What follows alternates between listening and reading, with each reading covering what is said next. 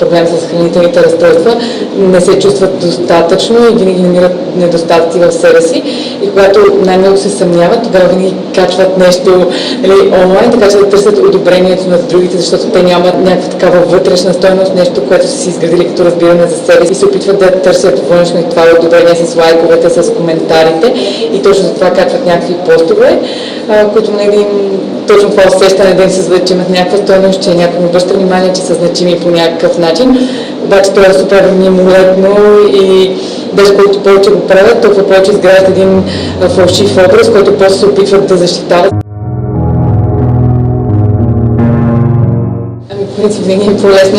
пред монитора да споделиш нещо, просто защото го няма живия контакт, там винаги можеш да избягаш от това си, да напишеш каквото искаш и примерно да не трябва да реагираш на реакцията на другите, винаги можеш да не прочетеш коментарите, винаги можеш да изтриеш поста, докато когато имаш живия контакт, ти трябва да носиш последствията от резултата, който ще има твоите думи и това, което си направил. Пак дали някой ще те одобри, дали няма да те одобри. Проблема е, че повечето хора не могат да се справят с негативните коментари, а там винаги могат да се скрият от тях, като просто смятат, че не съществуват.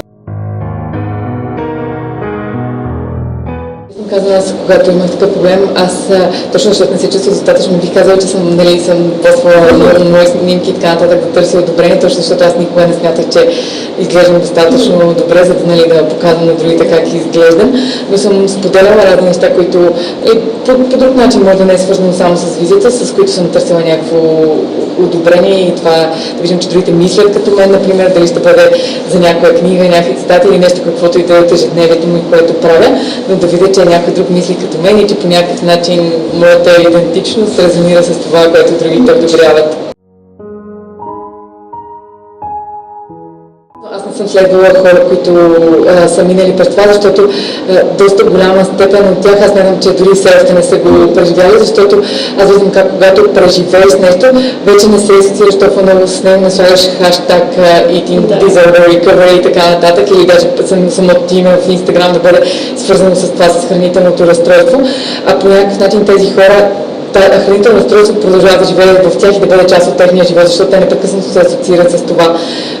Даже аз имаше един момент, в който разбрах, че не трябва да казвам, че страдам от хранително разстройство или че имам хранително разстройство, защото то не е нещо, което е част от мен. Аз просто мога да избера да се асоциирам с него или да не се асоциирам с него и тогава наистина става много по-лесно да се дистанцираш, докато когато всичко, дори името ти в Instagram или хаштаговете, всичко, което правиш е свързано с това, то продължава да живее в теб, но под някаква друга форма, в която ти пак търсиш одобрение за това, че има други хора, които се чувстват така и сега те те следват и те харесват.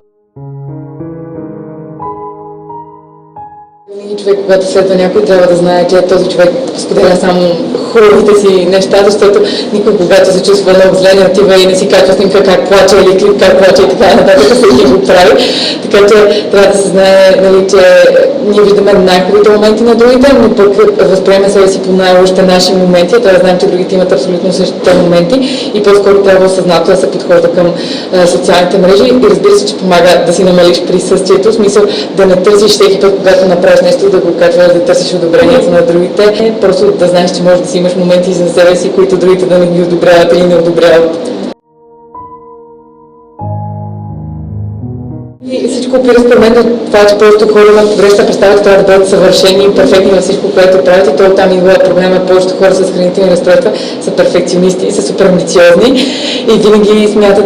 че всичко храненето, структурата на деня, всичко трябва винаги да бъде перфектно и винаги да има най-съща последователност. И когато просто не задушаваш по този начин живота си, а не позволиш по някакъв начин да се случва, разбереш, че няма да стане нищо, ако днес ядеш един час по-късно, или ако си задеш двете хранения на куп, или ако изядеш нещо, което изобщо по принцип не ядеш. Нали, това не е това, ти не си провал и не си изпуснал контрола, а просто каквото си имал в сегашната ситуация, си използвал оптималното, на което си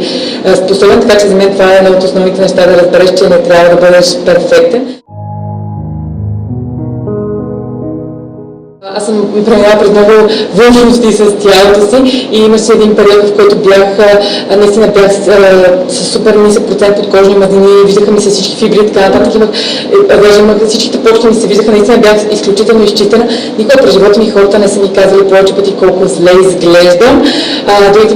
Повечето мъже ми обясняваха, че изглеждам като мъж, жените също ми обясняваха, че ми изглеждам добре, обяснявахме, че изглеждам измъчно и така нататък.